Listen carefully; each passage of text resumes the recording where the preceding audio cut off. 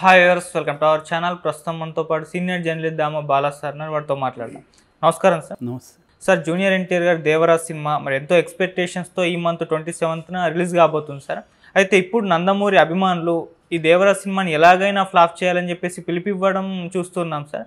అందుకు సంబంధించి పోస్టులు కూడా నెగిటివ్గా పెడుతున్నారు. అసలు ఏం జరిగింది, ఎందుకు ఈ విధంగా వీళ్ళు పెడుతున్నారు? నిన్నే ట్రైలర్ రిలీజ్ అయింది, ఫుల్ పాజిటివ్ రెస్పాన్స్ వచ్చింది. అంతలోపే ఇటువంటి కామెంట్స్ రావడం అనేది జూనియర్ ఎన్టీఆర్ అభిమానులు అయితే ఆందోళనకు గురవుతున్నారు.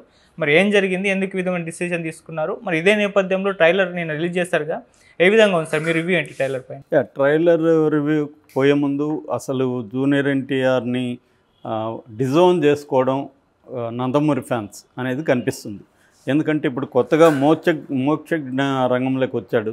సో మనం మోక్షజ్ఞ పేరు కూడా చూస్తే అతని పూర్తి పేరు నందమూరి తారక రామారావు మోక్షజ్ఞ తేజ, అది పూర్తి పేరు పెట్టారు.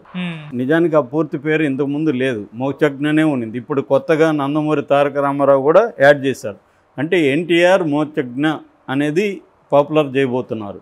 అంటే మనం కానీ చరిత్ర ఒకసారి చూస్తే 2001లో జూనియర్ ఎన్టీఆర్కి వ్యతిరేకంగా ఆయన ఎవరు తారకరత్నాది 9 సినిమాలని ఒకే రోజు ఓపెన్ చేయించారు. అంటే జూనియర్ ఎన్టీఆర్ని తొక్కేయాలని చెప్పి నందమూరి ఫ్యామిలీ అంతా కూడా ఒక ప్లాన్ చేసి మ్యాక్సిమం కమ్మ ప్రొడ్యూసర్లను తీసుకొని ఇతన్ని తొక్కేయాలని. ఎందుకంటే ఇతను హరికృష్ణ సెకండ్ వైపు కొడుకు, ఆమె ఏమో బ్రాహ్మణు కాబట్టి ఇతన్ని పుకార్లు కూడా పుట్టించారు. వీళ్ళ మదరు ముస్లిం అని కూడా చాలా కాలం పుకార్లు పుట్టించారు. సో ఇలాగ జూనియర్ ఎన్టీఆర్ని తొక్కేయాలనుకున్నారు, అది కాలేదు. అతను ఫీనిక్స్ అంటారు, అంటే తొక్కేస్తే కాల్చేస్తే మళ్ళీ పక్షి బూడిద నుంచి పైకి లేచినట్టుగా అతను లేచారు. దాంతో విధి లేక ఓన్ చేసుకోవాల్సి వచ్చింది. చంద్రబాబుకు కూడా జూనియర్ ఎన్టీఆర్ అవసరం ఏర్పడింది. దాంతో చంద్రబాబు రంగంలో దిగి నందమూరి ఫ్యామిలీలో అందరినీ జూనియర్ ఎన్టీఆర్ని యాక్సెప్ట్ చేసే విధంగా చేయడం, చంద్రబాబు బంధువుల అమ్మాయిని నార్నే కుటుంబానికి సంబంధించి పెళ్లి చేయడం, ఇవన్నీ చంద్రబాబు చేశాడు. అయితే దాని తర్వాత మళ్ళీ చంద్రబాబుకి జూనియర్ ఎన్టీఆర్ మధ్య గ్యాప్ వచ్చింది, కారణాలు ఏవైనా. దాంతో మళ్ళీ జూనియర్ ఎన్టీఆర్ని డిజోన్ చేసుకున్నది నందమూరి ఫ్యామిలీ, ముఖ్యంగా బాలకృష్ణ ఆ మధ్య కూడా ఎలా రియాక్ట్ అయ్యాడు చూసాము.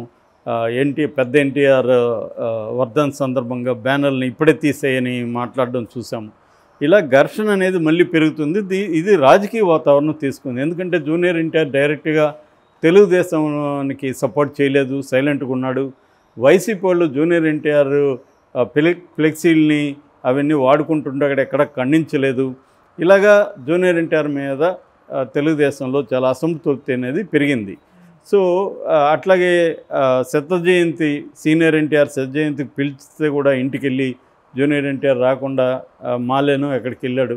సో ఇలాగా కంప్లీట్గా జూనియర్ ఎన్టీఆర్ ఇండైరెక్ట్గా వైసీపీకి ఉపయోగపడుతున్నాడన్న నెరేటివ్ జనంలోకి వెళ్ళింది. అది జూనియర్ ఎన్టీఆర్ వైపు నుంచి కూడా ఆ ప్రాబ్లం ఉంది. జూనియర్ ఎన్టీఆర్కి ఏంటంటే తాను ఒక లోకేష్కి సెకండ్ ఫిడిల్ కాదలుచుకోలేదు రాజకీయాల్లో ఉంటే తన తాతలాగా తాను ఓన్గా రంగంలో దిగాలనేది ఉంది. దానికి ఇంకా టైం ఉంది అతనికి. ఇప్పుడు ఎంత అరౌండ్ 40 ఇయర్స్ కాబట్టి పెద్ద ప్రాబ్లం లేదు. అందుకని అతను సినిమా మీద కెరీర్ మీద ఫోకస్ చేశాడు.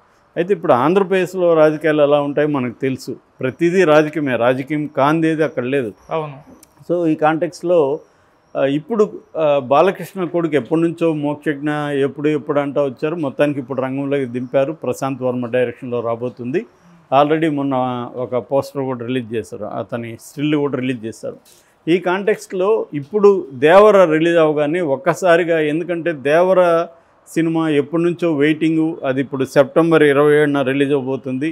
దాదాపు 6 సంవత్సరాల తర్వాత జూనియర్ ఎన్టీఆర్కి సోలో సినిమా 2018లో అరవింద్ సమేత తర్వాత సోలో సినిమా. ఎందుకంటే త్రిబుల్-ఆర్ అనేది సోలో కాదు, మనకు తెలుసు. రామ్ చరణ్తో కూడా స్క్రీన్ టైం పంచుకున్నాడు. అందులో కూడా రామ్ చరణ్కి స్క్రీన్ టైం ఎక్కువ ఉంది, ఎన్టీఆర్కి తక్కువ ఉంది. సో ఇప్పుడు సోలో సినిమా 6 ఏళ్ల తర్వాత వస్తుంటే నిజానికి జూనియర్ ఎన్టీఆర్కి హైప్ అనేది విపరీతంగా ఉంది. ఎందుకంటే జూనియర్ ఎన్టీఆర్ ఫ్యాన్స్ బలంగా ఉంటారు అక్రాస్ ద కులాలు, అన్ని కులాల్లోనూ ఉంటారు. కానీ ఇప్పుడు ఏమైపోయింది, నందమూరి ఫ్యాన్స్ జూనియర్ ఎన్టీఆర్ మీద కక్ష కట్టినట్టు అర్థమవుతుంది. ఎందుకంటే క్లియర్గా బాలకృష్ణ యాంటీగా ఉన్నాడు అనేది వాళ్ళకి అర్థమైపోయింది. రెండోది మోక్షజ్ఞ వచ్చాడు. మోక్షజ్ఞనే నందమూరి అసలైన యంగ్ టైగర్, జూనియర్ ఎన్టీఆర్ కాదు. కాబట్టి ఈ దీన్ని ఫ్లాప్ చేయండి అనే పిలుపు కూడా మనకు అనేక పోస్టుల్లో కనిపిస్తుంది. ఈ ట్రైలర్ కామెంట్లలో కనిపిస్తుంది. ఫేస్బుక్లో, ఎక్స్లో కూడా మనకి పోస్టులు చాలా విపరీతంగా వస్తున్నాయి. ఎవరైనా నిజంగా నందమూరి ఫ్యాన్ ఉండి జూనియర్ ఎన్టీఆర్ని కూడా ఆహ్వానిస్తే దాని కింద కూడా కామెంట్ పెడుతున్నారు, అతను తిడుతున్నారు, నువ్వు నిజంగా నందమూరి ఫ్యాన్ అయితే ఈ సినిమాని ఫ్లాప్ చేయండి అని. సో ఇది బేసిక్గా అక్కడున్న పరిస్థితి. మరి జూనియర్ ఎన్టీఆర్ దీన్ని ఎలా ఫేస్ చేస్తాడో చూడాలి. యాక్చువల్గా మోక్షజ్ఞకి కూడా బెస్ట్ విషెస్ తెలుపుతూ జూనియర్ ఎన్టీఆర్ ట్వీట్ చేశాడు. తను మెల్లమెల్లగా ఇప్పుడు తనకే అర్థమైంది, ఇటు రాజకీయంగా కానీ మనం వైసీపీ ఉన్నట్టు కానీ సిగ్నల్ వెళ్తే మన కెరీర్కి కూడా ఇబ్బంది అని. ఎంతో కొంత ఇబ్బంది ఉంటుంది. కంప్లీట్గా ఏమీ ఒక నటుడిని తొక్కేయాలంటే అంత ఈజీ కాదు. రెండోది జూనియర్ ఎన్టీఆర్ ఒక ఎవాల్వ్ అవుతున్న నటుడు. అతను అక్రాస్ ద కంట్రీ ఇప్పుడు తెలుసు. ఈ సినిమా కూడా దాదాపు 5 భాషల్లో రిలీజ్ చేస్తున్నారు, పాన్ ఇండియా సినిమా లాగా. కాబట్టి ఒక నటుడిని ఎవరు అనుకుంటే సాధ్యం కాదు. అది అప్పుడే సాధ్యం కాలేదు, అప్పుడు అతనికి ఇంకా ఎస్టాబ్లిషే కాలే. ఇప్పుడు ఎస్టాబ్లిష్ అయ్యాడు. ఇప్పుడు తీసుకొచ్చి మోక్షజ్ఞని పోటీగా నిలబెట్టడం అంటే సాధ్యం కాదు. మోక్షజ్ఞకి నిలదొక్కోవడానికే చాలా టైం పడుతుంది. మనం చూస్తున్నాం అఖిల్ లాంటి వాళ్ళు ఇప్పటికి కూడా నిలదొక్కోలేకపోతున్నాం, నాగార్జున కొడుకు. అట్లాంటి మోక్షజ్ఞ బాలకృష్ణ కొడుకు కాబట్టి పొలోమని వచ్చి సినిమాలు చూడరు కదా, ఫ్యాన్స్ ఏదో వస్తారు, వాళ్ళకి మిగతా వాళ్ళు చూడకపోతే సినిమా అతను నిలదొక్కోలేడు. రెండోది అతను పెర్ఫార్మెన్స్ ఏంటి, అతను ఎలా ఉంటాడు ఏంటి, అతని బలాలు ఏంటి, బలహీనతలు ఇవన్నీ ఇంకా తెలియదు.